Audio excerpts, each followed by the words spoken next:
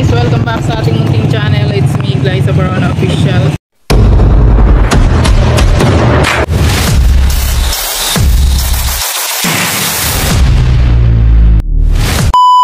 So for today's vlog guys ay galing kami ng sentro ni Alex at nagano po kami, nagkuha po kami ng biyaya na pinagkaloob po ni Ma'am Alex from Lebanon. At ayun, papunta po kami ngayon sa Kubo at bisitahin po natin yung aso.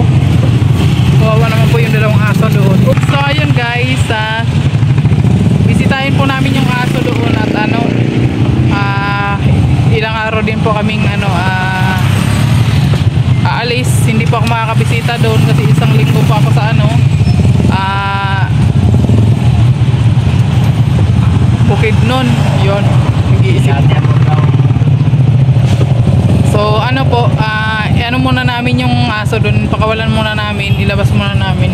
Di man po yun siya nalayo, doon lang din po yun. Oo, kasi kawawa man din po kung doon lang nakakulong, wala pong magbabaho. So pagka po, kung available po si Kuya Mario, pwede naman po sila pumunta doon sa Kubo. Andito lang naman po yung susi, iwan na namin sa bahay. Ayun, so alam ko busy kasi Kuya Marius ngayon kasi marami silang ganap din. Ayan. So sa ngayon po ay galing kami ng sentro at nagbili rin po ako ng pansit. O ayan. Kaya uwi ko yan dun sa Cavite, dun sa mga kapatid ko. Pasalubong ko sa kanila pansit. Kasi yan din po ang namimiss nila doon, yung mga lutong probinsya. Yun. So yan lang po yung mga pasalubong ko sa kanila sa ngayon kasi nga po tawag dito. Lang po, marami tayong gastusin ngayon at sobrang salamat po kay Ma'am Alit kasi nagbigay po siya ng biyaya para dun kay tatay, no?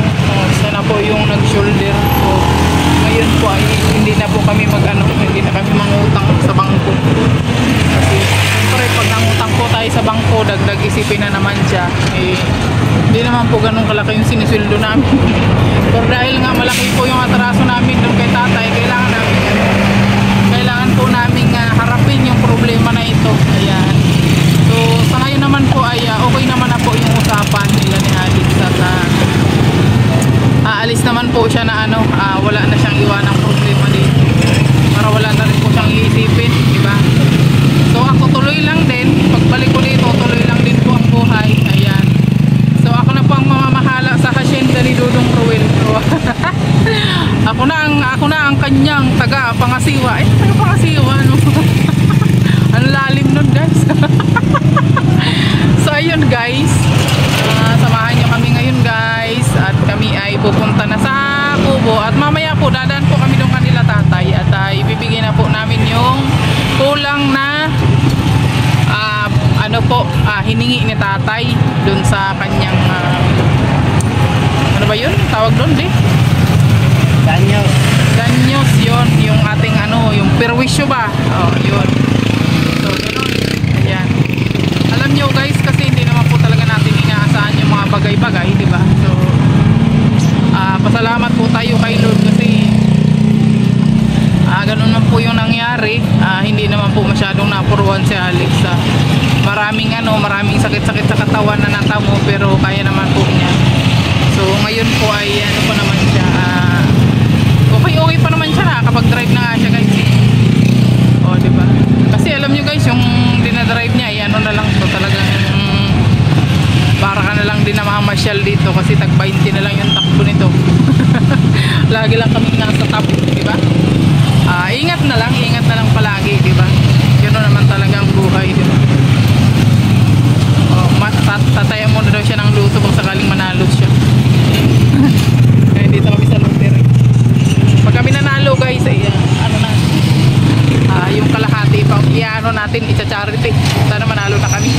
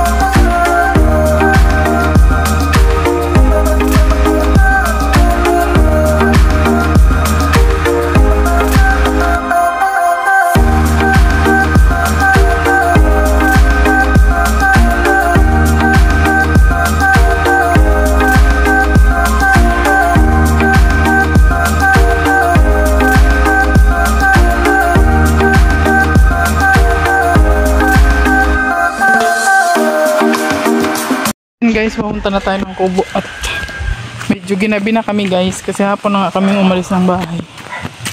Time check, mag-aalas 6 na guys. So, diba? So, bisitahin lang natin ang ating mga alaga ditong aso kasi kawawa naman sila guys. At siyempre tingnan din po natin kasi may bagyo baga, diba? Tingnan natin yung kubo kung okay pa ba. Okay pa naman so far. Panda! Ay! Kawawa man. Kawawa man. Excited na sila. Wala na yung galis ni Panda. Ang galing ah. Very good Panda. Wala ka ng galis.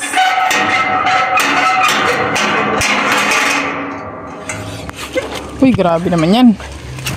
Grabe, ang daming... Ay, grabe naman yan. Ano nang ginawa yun sa halaman ko? Hala, binagyon na.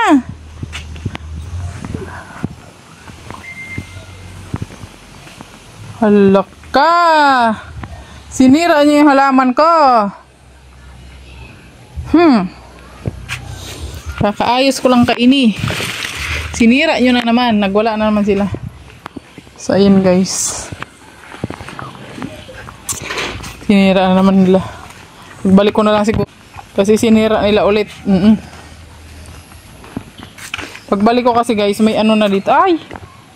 Natumba. Hindi pa naman yan. Hindi pa ba yan? Yan, ang ganda na. Nagturubo na yung mga halaman. Ayo. Ang sitaw oh. Nagtubo na po ang sitaw. Oh, ha? Ayusin natin bukas ito. Alin? Kasi yung mga walang tubo, lagyan natin. Iyo, dapat saro-saro lang yan. Nagtubo na rin pati ang ano oh. Yung kamuting kahoy guys, nagtubo na siya. Yung mga kangkong. Ha? Yung mga kangkong. Tumubo nga kasi wala na siyang wala na siyang karamay. Ay, yung ko alugbati oh. Ang ganda na. Siya oh, may kangkong na rin oh. Oh, kangkong. Yan. Ay, tumubo na yung talong. Ay, okra. Oh, ha? Namayagpag na yung mga kangkong. Nagtubo na yung mga kangkong. Pwede yan siyang talbusan guys. Ang mga kangkong na yan. Ay, ini. Damo ini. Damo to. Pag naabunuhan to, mamayagpag ang damo dito. Kapal nga oh. Ang kapal no? Ang ganda ng kamuti guys oh. My gosh. Ayan. Ang 6 na buwan nito, marami ka nang makukot-kot. Hoy, may ampalayan tumubo di oh.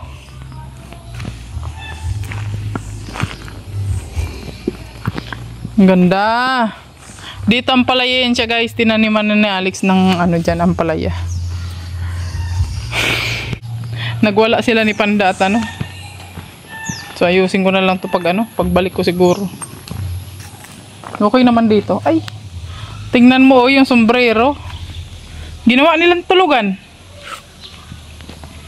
Ayan, binubuksan namin yung ilaw dito guys. Yung dito lang sa kubo-kubo. Yan lang ang nakabukas dito. Para may ilaw, kunwari may tao dito sa loob. Ayan. Pudog-pud muna ipapakain natin ngayon guys. Walang halo. Madamihan natin para Pero papalabasin namin sila ngayon. Kasi isang linggo kaming wala dito. Kawawa naman yan sila. Ha? Ate Amor na lang. Ibilin ko na lang to kay Ate Amor. Marami pa naman silang dog food guys. Ayan oh. Kalahating sako yung binili ko ay. Kainin nyo na yan Panda. Huwag ka na mag-inarte dyan.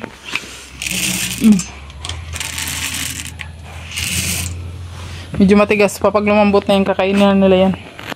Guys, pauwi na po kami. Nagbisita lang talaga kami doon. At pinalabas namin yung 2 aso. Ayan Ate Amor. Bahala ka na kay Panda. Ayan. At kay kay isang dogi-dogi. At ako ay lalayas muna.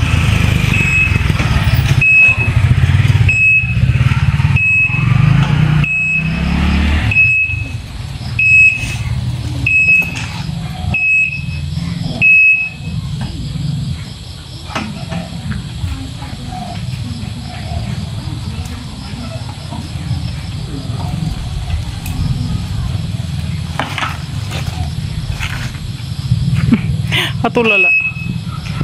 Pabaking si Alex, oh. Hey, baby car.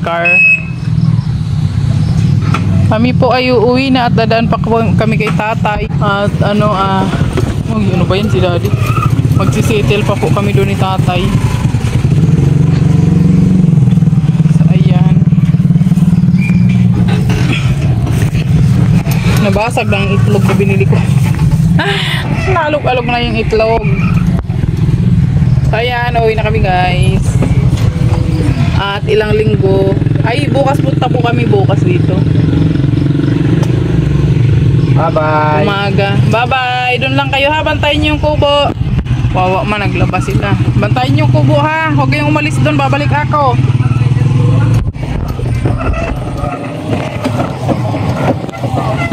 Wawa man, nagsulod sila. Guys, nandito na kami sa bahay ngayon. At syempre, pahinga time na. Busy day. Maghapon. Grabe. Natapos lang talaga yung araw sa sa kabisihan. Ayan, so pahinga na guys. Ayan, kakarating lang po namin ni Alex dito sa bahay. Ginabi na kami. At maraming salamat nga po kay Ma'am Alit. So pagdaan namin doon, sarado na yung tindahan nila ni tatay. Bukas na lang po kami pupunta. Siguro na inip sila. Alam nyo naman po kasi nagpunta kami ng sentro. Siyempre, hindi naman po ganun kabilis ang takbo ni Baby Karkar. Kaya talagang tamang pamamasyal lang talaga yung takbo namin, guys. So ayun, hanggang dito na lang muna yung ating vlog for today. Thank you so much po, Ma'am Alit, sa biyaya po. At salamat po doon kay Grandma sa binigay na baby Karkar sa amin. Ayan. So may service kami kahit saan kami magpunta, di ba? At syempre, maraming salamat po sa inyong walang sawang pagmamahal, pag-like at pag-share sa ating vlog.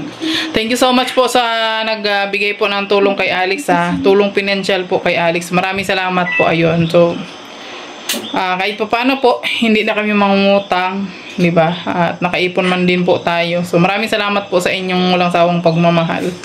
Ayan, si Lord na lang po ang bahala sa inyong magbigay ng magbalik po ng inyong mga binigay na biyaya sa amin. Thank you so much po sa inyong lahat. So hindi ko na po kayo maisa-isa lahat. Thank you so much po sa inyong lahat. Alam niyo na po 'yan kung sino kayo. So ayan.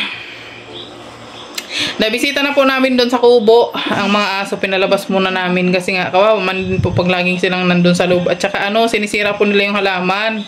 So ilang beses ko na yun inaayos. Guys, yung mga halaman doon sinisira talaga nila. So ayun, ayusin ko na ulit yun sa pagbalik ko na lang.